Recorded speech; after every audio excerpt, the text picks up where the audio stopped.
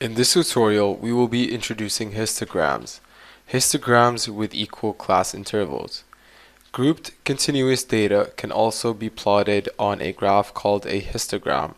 This histogram shows the ages of members visiting a gym. So if you take a look at the screen, you can see a bar graph. This is basically a histogram, and it contains the groups of ages of the members visiting this. Histograms look like bar charts, but there are important differences between them. The first difference is that the horizontal scale is continuous, and each bar is drawn above a particular class interval. For example, the first bar shows the ages from 0 to 5. And so, unlike the regular bar graphs that we know that have discrete data, here we have grouped continuous data, and that is because each bar represents a class interval.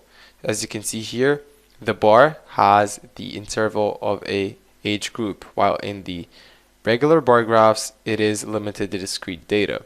The second difference is that there are no spaces between the bars because the horizontal scale is continuous and not discrete, unlike the graphs that we have worked with before. And so, these are basically the two main differences between the histogram and the bar graphs that we have worked with in the previous tutorials. And so, I'm going to go ahead and explain some more ideas about the histogram to get to know more. In this example, the class intervals are equal, so the bars are the same width. As you can see here, the intervals are 0 to 5, 5 to 10, 10 to 15, 15 to 20, 20 to 25, and etc. So the interval is 5 years. When the class intervals are equal, you can read the frequency off the vertical axis, and you do not need to work out the area of the bars.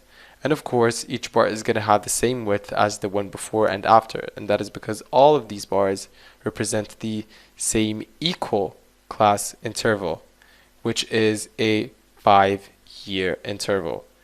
In the upcoming videos, we will get to solve more exercises to get to know more about histograms.